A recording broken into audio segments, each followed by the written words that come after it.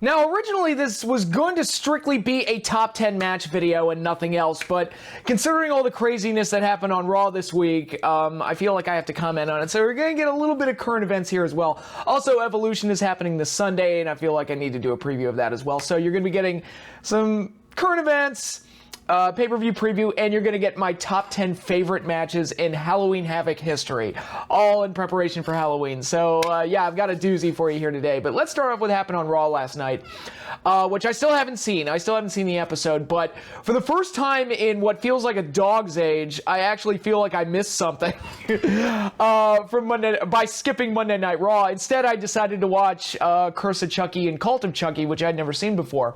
I enjoyed them both solid sequels, way better than Seed. Seed of Chucky and way better than Child's Play 3, which are the two like down points of the series. So if you're a Chucky fan, check them out. They're pretty solid. So yeah, this is the first time in a long time I feel like I skipped Raw and I actually did miss something because it felt like this show was bonkers and a lot happened. We had a Dean Ambrose heel turn on a night where you would have never expected a member of the Shield to turn heel. We had a Braun Strowman face turn, I believe, and there was a bunch of Elias turn face apparently, and just a bunch of craziness happened. So I'm going to have to check out this episode of Raw just to get caught up on everything that happened. Yeah, it's crazy. I actually do feel like I missed something this week. That's crazy. How long have I been skipping Raw? Like 6 months now? 5 months? I don't know. And this is the first time I feel like I actually missed something. That's insane. But anyway, the real thing I wanted to talk about was the announcement that Roman Reigns has been diagnosed with leukemia, which is something that apparently he battled earlier in his life, and it is now returned. And because of that, he has to relinquish the Universal title and will be going away for a while. Now, this is where I'm going to get real. And I'm not going to sit here and pretend that Roman Reigns is my favorite wrestler of all time or that I'm a huge fan of his work. I'm not. You all know that. Anybody who's watched my videos knows that. And to imply otherwise would be disingenuous. But I am a human being, and I like to think of myself as a compassionate person with empathy for family and loved ones and wives and kids and, aunts and uncles, mothers, fathers, and everybody else that gets impacted by something like this. So basically all there is to say at this point is I wish Roman Reigns all the best. It's not fun to have to go through something like this as someone who is not closely in my family or anything like that, but having worked in a hospital, I have seen people that were impacted by things like leukemia and various other illnesses, and it's not fun. It's not an easy thing for families to go through, or the people that are diagnosed with them, for the victims. It's not fun either. So I wish Roman Reigns all the best. I hope to God that they detected it early enough and they can get him treatment right away. And I wish him a full recovery. It's going to be a long road. It's not going to be fun, as I've said before, but I wish him all the best, because that's very hard to deal with, and I can't imagine a family being impacted by something like that. So, again, I wish Roman Reigns nothing but well wishes, and I wish him all the best and a speedy recovery and a full recovery. And let's hope he's right and he kicks leukemia's ass and comes back better than ever. So, wishing Roman all the best. Absolutely. All thoughts and prayers and well wishes go to Roman Reigns during what I'm sure is a very, very rough, hard, and traumatic situation. And you've got to be a strong individual. You've got to have a strong support system to get through something like that. And it sounds like he has that, both his real family and his wrestling family, and all the support he's already gotten. So that is certainly good to hear. Now, what does that mean for the Universal title? I have absolutely no idea at this point. I don't think WWE probably doesn't even know at this point. They probably just go ahead and put it on Dean Ambrose at this point, now that they turned him heel on a night where no one would have ever expected a member of the Shield to turn heel. So they've got some work to do as far as deciding what they want to do. I mean, they still need to decide what they want to do with Crown Jewel, which I cannot believe that I wouldn't be surprised if they canceled the show, but I'm amazed that it's taking them this long to make a decision. It's like, guys, they've admitted that the guy's dead. You want to get the fuck out of there. Get the fuck out of Saudi Arabia. Just get whatever you have to do. Just get out of it. The money ain't worth it, man. You don't want this heat. You really, really don't. So that's my 2 cents on that. So I guess now I'll just talk about Evolution and go through this card. Now, I have absolutely, well, I don't want to say I have no idea. I have some idea of what's on the card, but I have not been following the show. So this show is kind of a blank to me. I don't even know what the card looks like. So I'm just going to be seeing the full card for the first time. I saw it a few months ago when it was a bunch of like placeholders, like there will be an NXT women's title match. There will be the Mae Young tournament will come to an end at this show. There will be a Raw women's title match, a SmackDown women's title match, yada, yada, yada. I saw all that, but I don't know what most of those matches become. I can make assumptions, but let's just go over the card right now. Pull it up. Okay. That's their card? I don't know. I think they would have, thought they would have tried a little bit harder for their first all-female pay-per-view. I don't know. All right, we've got Sasha Banks, Bayley, and Natalya versus the Riot Squad in a 6-woman tag match. I mean, I would have thought it would have been Sasha and Bayley one-on-one. That match, that feud that's been going on forever and a day and never ended. So I guess it's not happening. I have no prediction there. I guess the Riot Squad wins just because they're actually a group, but who knows. Women's Battle Royal with the winner getting a women's championship match. They have a list of participants here. All right, we've got Tamina, Billie Kay, Peyton Royce, Ember Moon, Alicia Fox, Nia Jax, Dana Brooke, Asuka, Mandy. Asuka's in the Battle Royal. God, she's really. I mean, she might win the thing, but she has lost so much mystique that I don't know if a Battle Royal is going to save her. But anyway, Mandy Rose, Sonya Deville, Carmella. Oh, there's my girl. Lana, Naomi, Tori Wilson. Oh, we got some returning divas. Tori Wilson, Michelle McCool, Alundra Blaze. Okay. Ivory, Kelly, Maria Kanellis, Molly Holly. There's my girl Molly, and Zelina Vega. So that might be fun just for, showcasing some of the older talents and maybe establishing a contender. So it won't be like, it'll be filler, but it won't be like completely pointless. At least I hope not. Then we've got Trish Stratus and Lita versus Alexa Bliss and Mickie James. Now, I believe that this was originally supposed to be 2 singles matches, but Alexa got hurt, so they combined it into a tag match, which isn't the worst thing in the world. This is kind of the... See, this is the only thing on the show that kind of jumps out at me as being like... from a star power level, it's like, yeah, that looks like an attraction worth going out of your way to see. There are a couple other matches on here that aren't bad that I would be interested in because I follow NXT and, I follow the indies. But as far as like matches that are going to catch the eye of the WWE audience, the general wrestling fans, this is really the only match on the show that really jumps out to me. Just because it has Trish Stratus and Lita in it, who I just saw on Saturday night's main event as part of my live stream. Lita looked damn fine on that show. So did Trish. Back in the days when the women were allowed to be super, super sexy and revealing, and it was a fun time. it was a fun time. Mickie also looked great on that show. God, of those 4, like if I had to go by their primes, like judging them based on how they looked in their primes, like Alexa's probably the least attractive to me out of that bunch, which is saying a lot because Alexa's pretty cute. So, but anyway, I would expect Trish and Lita to go over. That's my expectation.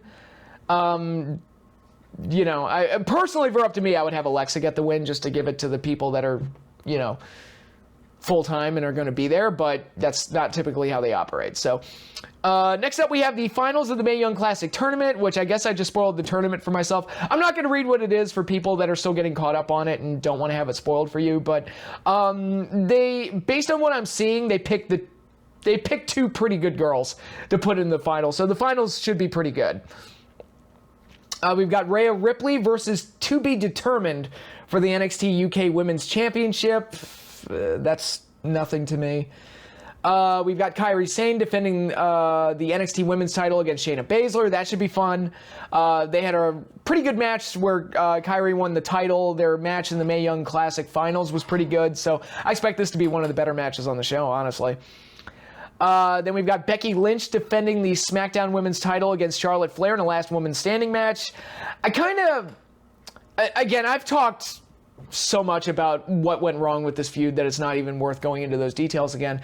Aside from that, I feel like I've seen this match like 17 times already, and I haven't even been watching week to week. I've just been watching the pay-per-views, and I'm like, I feel like I've seen it enough. Like, I'm not feeling overly excited about seeing it again, but maybe the gimmick will make it work, and I just hope that whatever they do, they just move on to something different and get Becky in a better position where A, she's a babyface and the crowd reactions are legitimate, or B, actually have her do like something really dastardly to get the fans to hate her. Like one of the two, because right now it just isn't working. I have a sneaking suspicion that Charlotte Flair is probably going to win the SmackDown Women's title back here, but if it were up to me, I would probably keep it on Becky and do a double turn, but that's, whatever. Then for the Raw Women's title, we've got Ronda Rousey versus Nikki Bella. I hear the promos for this have been really good. I've seen a couple clips of Ronda really railing into Nikki Bella, which is kind of fun. But, yeah, I mean, I hope Ronda wins. That's pretty much all I got there. That's not a real dynamic main event to me. I would hope that Lynch and Flair would probably close, if it were up to me. But I know Ronda's a big attraction. They probably want to put her in a big pay-per-view, but this would have been a perfect case to keep Asuka unbeaten and then do Ronda versus Asuka. This would have been the perfect time to do it, but no. Nope. Can't have that. So, that's the card for Evolution. Not the greatest card in the world, but who knows? It might turn out okay. I don't know. I'm not a soothsayer, so we shall see. But with all of that said, I am in the Halloween spirit. I am in the mood for some spooky shit and some black and orange and pumpkins and skeletons and werewolves and vampires and spider webs and all that other fun stuff. I love October. I love watching all my monster movies. I love watching all my horror movies and my Simpsons Halloween, Treehouse of Horror specials. I love all of that stuff. And something that was actually a tradition for me back in the day was Halloween Havoc. Of all the wrestling pay-per-views, none of them are more synonymous with Halloween than Halloween Havoc, by virtue of its name alone. Now, that said, most of the Halloween Havocs are bad shows. Like, off the top of my head, I think 96 was good, 97 was good, 93 was mostly good, even though some of the booking was weird, 92 was half good, half bad. Other than that, I'm kind of drawing a blank. Like, most of the Halloween Havocs were terrible. Not great shows, especially you look at 95, you look at some of the fiascos that went down with 98, you look at 99 and 2000, which were both horrible shows.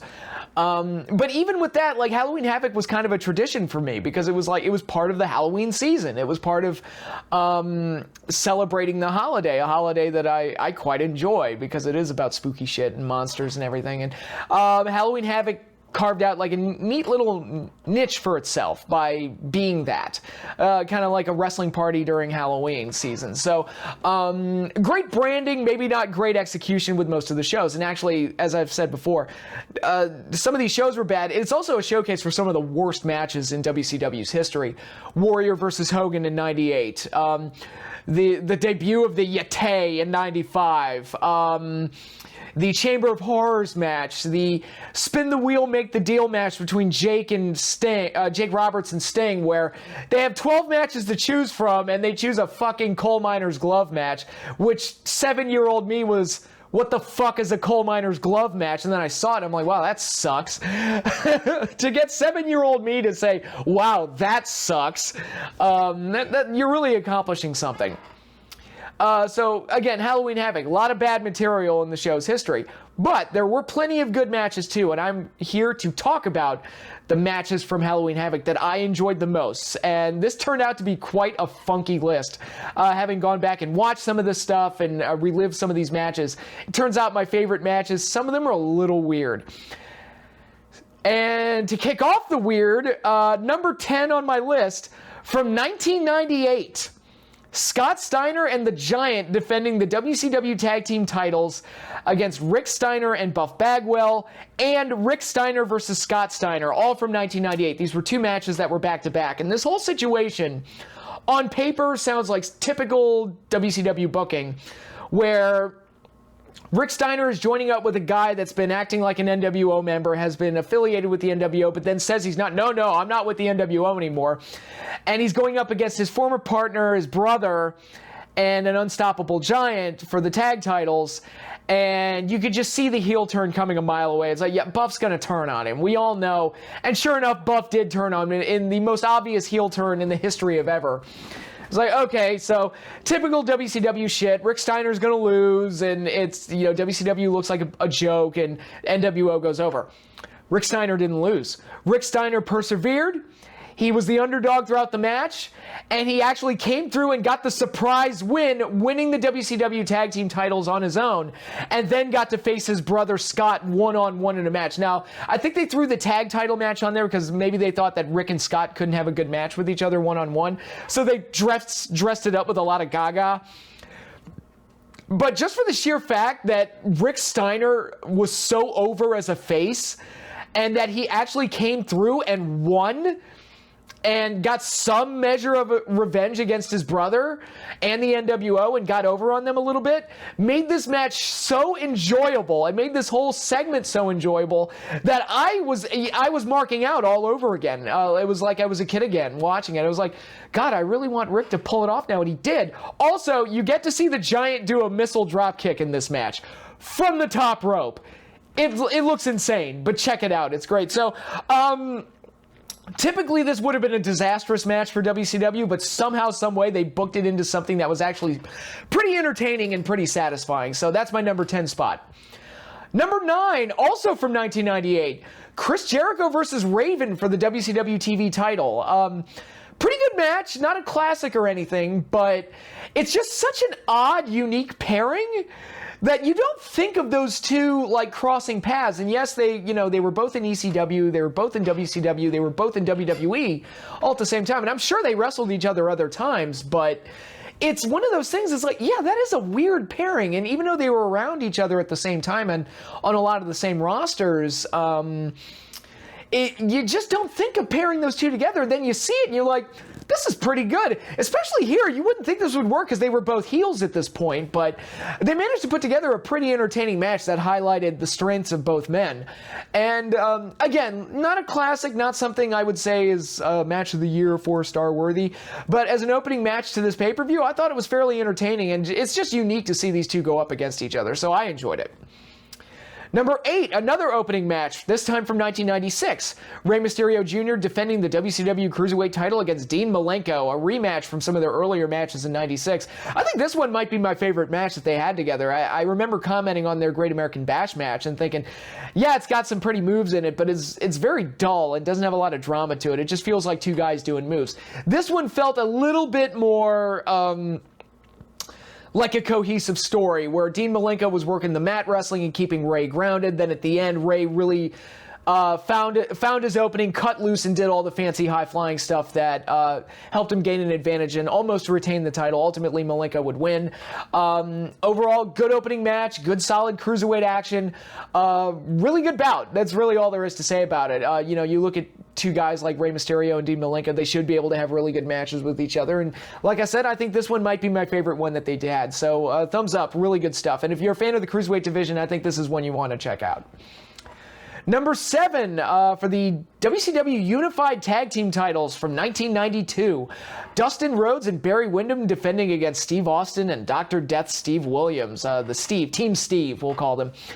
This match went to a time limit draw, but was easily the best match in the 1992 edition of Halloween Havoc. If you like tag team action, especially that old school NWA style tag team action, I think this is the match for you. I think it's an excellent match. Excellent encounter. Disappointing that it went to a time limit draw and we didn't get a finish, but for excellent tag team action, I think it's about as good as you could possibly ask for, and I highly recommend checking it out. From there, we go to yet another tag team match, a bit of a diamond in the rough, I would say. The Steiner brothers versus the Nasty Boys for the USA for the US Tag Team Championships in 1990. The show with the very, very ugly ring, and God, the coloring of the ring ropes and the mat is just, it clashes so horribly. It is check out that show for nothing else, just to see how ugly the setup is. It looks hideous. But what wasn't hideous was this match. The Steiner brothers and the Nasty Boys. Again, kind of like what I said about Jericho and Raven, it's one of those pairings like, yeah, I guess they were on the same roster at various times, but you wouldn't expect them to cross paths for some reason. It's a match you don't feel like you saw all that much, so it was interesting to go back and see this match again, and I thought it was a surprisingly really good match. Most people don't think of the Nasty Boys as a team that can have really good matches, but you let them brawl and you get some color and you let the Steiner brothers suplex them all over the place, you can get a really good, damn fine tag match out of them. And I thought these two teams meshed together extremely well. And of course, if you know me, you know I'm a huge Steiner brothers mark. And I was really happy to go back and watch this match. And I thought that this was a really, really cool showcase for both teams. And it's a wild brawl, it's bloody, it's fun, it's great tag team action, everything you could want. And like I said, it's kind of a diamond in the rough in WCW's history. So check it out. I think you'll enjoy it.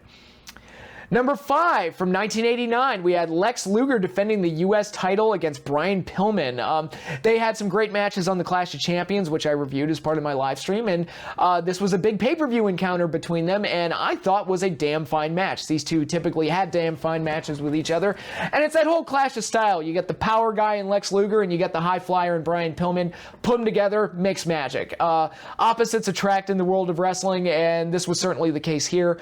I think Luger was probably at his best in the late 90s or late 80s, early 90s, that period, and Pillman was just a damn special worker who at this point was looking to find his groove. And again, I say it all the time, it's a shame that we didn't get this physical version of Pillman with the loose cannon character that we would get in 97. If you can mix the two, you get one of the greatest stars in the history of pro wrestling. But as is, I thought this was an excellent match, and if you're looking for some excellent Clash of Styles type of matches, check out 1989's Halloween Havoc. The U.S. title match has got you covered. Number 4, Cactus Jack versus Vader in a Texas death match from 1993. One of the few matches on this list that actually fits the theme of Halloween. This was the second spin the wheel, make the deal match that WCW did for Halloween Havoc. It's something I wish they had kept doing, actually. I wish it had stayed as like a tradition, because the idea is cool. First year it didn't go so well, but the second year went much better because they picked a better match that fits both guys, the Texas death match. And I remember watching this at the time and thinking this is the most violent thing I'd ever seen. Now, it's been surpassed since then. But at the time, as a young kid, to me, this was like the most violent thing I'd ever watched. And as is today, I think it holds up well as a wild and crazy brawl that's indicative of what you would expect out of Cactus Jack and Vader. And these two had great chemistry with each other, and they worked very brutal matches, one of which resulted in Mick Foley losing his ear quite famously. But yeah, I think this match is great, and it pays off the Cactus Jack Vader feud that had been going on all year, where Cactus Jack got amnesia and got lost, and they had to go find him and all that other stuff. Oh, the world of wrestling is so wacky sometimes. But yeah, I think this was the main event match. This match turned out so well, it makes me wish they'd kept doing the spin the wheel, make the deal thing, because I think that there was a lot of potential to make that a great annual spectacle for WCW. All right, number 3 from 1997, we've got Eddie Guerrero defending the Cruiserweight title against Rey Mysterio's Mask. So it's title versus Mask, Eddie versus Rey, one of the all-time classic pairings in WCW. They would also go on to have a great series of matches in WWE as well. So these two had great chemistry with each other, and this is probably their most heavily celebrated match, and with good reason. It's a damn fine match. It's an excellent match. I've had some people tell me it's on the short list of arguably the #1 greatest match in WCW history. I don't know if I'd go that far with it, but I'd say top top 15, top 20. It's somewhere in that range. It's an excellent match. It's one of the greatest Cruiserweight title matches they ever had because they had the story. They had the feud. They raised the stakes with the title versus mask stipulation. You had a definite heel in Eddie Guerrero. You had a definite face in Rey Mysterio. So you had the heel-face dynamic. You had the great Cruiserweight action to punctuate all of that. And it was an excellent, excellent match. Won by Rey Mysterio. And just great work from two guys that knew each other like the back of their own hands. And I think this is the greatest match that these two ever had together. It's an excellent one. But one match from this very same show that I like more, and one that keeps coming up on my top 10 list by hook or by crook. I swear to God, I don't plan it like this, but I know I've talked about this match at least 5 or 6 times. Diamond Dallas Page versus Macho Man Randy Savage in the Las Vegas Sudden Death match from '97. I've already talked about this match enough, so I don't want to go into too much detail about it. I'll just say again, it's an outstanding match. It's probably the last great match of Randy Savage's career. Great third entry in their series of pay-per-view matches. It's just a damn fine match, and these two had the feud of the year for '97 for a reason, because they just worked great with each other. And one aspect of this match I don't think I've talked about in the past, you get to see Miss Elizabeth get super active in this thing, like way more active than she ever gets in any other match I've seen her in. And you also get her interacting with Kimberly Page, which two of my biggest wrestling crushes of all time on screen together. It's like, yep, that's nice. It's nice. But yeah, Page and Savage, they worked great with each other, and this may have been their best one. I also really liked the match they had at the Great American Bash, but outstanding stuff. And if you want to see just how good Diamond Dallas Page was, watch his selling in this match. He is outstanding. But a match that Diamond Dallas Page had that was even better than that was the next year's main event for the WCW World title. My #1 favorite match in Halloween Havoc history. Bill Goldberg defending the gold against Diamond Dallas Page. This is probably the best pay-per-view main event of the Monday Night Wars period for WCW, at least. There was no NWO involved, and that's one of the criticisms of the NWO angle, is that they were so cool and they were so over and they were so hot that it made WCW look like a bunch of dorks. Well, here you have two true blue WCW creations, face versus face, going at it for the gold in the main event. Who's the best? It's one of those matches that felt like a big match. It had a big fight feel. The crowd was into it from the word go. It has that buzzing effect that you want from the crowd, where they're so into it that they're just kind of buzzing and making noise the entire time. And it's absolutely outstanding match that people still talk about to this day. And for somebody like Goldberg, who typically gets ragged on the internet, for people to still be talking about how great this match was is a sign of just how good it was, that people are willing to put aside their hatred for Goldberg. Even though I'm a fan of Goldberg, people are willing to put that aside to talk about how great this match was. Outstanding main event. I can't say enough good things about it. The story they told with Page basically having to survive and outsmart this raging bull in Bill Goldberg, this cyborg who had been unbeaten up to this point. And it was basically just all about Page picking his spots. And when Goldberg injured his shoulder, and that opened the door for Page to counter the jackhammer into the diamond cutter. One of the coolest reversal counters I have ever seen in the history of pro wrestling. When I first saw it, it was one of those moments, kind of like when Randy Orton countered the chokeslam to Undertaker's chokeslam into the RKO at WrestleMania 21. I jumped out of my chair and said, "Oh my God, the streak is over." It was just one of those moments. It was just so cool and so amazing that I got completely sucked into what I was seeing, and I was on the edge of my seat. It was just an outstanding, outstanding match. Great pay-per-view main event. I can't put it over enough. And like I said, it's my favorite Halloween Havoc match of all time. Goldberg would get the win, and ultimately, I think this is probably the best match of Goldberg's career. There are a few other ones. The WrestleMania 33 match he had with Brock Lesnar is one that a lot of people seem to really enjoy. I don't know if I'd put it on like his #1 best, but I thought they stole the show at WrestleMania 33. That's for damn sure. I also really like his match with Scott Steiner at Fall Brawl 2000, which is probably the biggest surprise hit of WCW in the year 2000. But this one, man, I mean, just for the big fight feel and the fact that it was in the main event, the fact that it was two WCW guys going at it, which was rare back then. It was just such an excellent match and a great showcase for the best of both men, both of what Bill Goldberg's presence, charisma, and unique, like I said, like stage presence and unique style, and a even better showcase for Diamond Dallas Page's abilities selling and being able to lead the dance and get a great match out of just about anybody.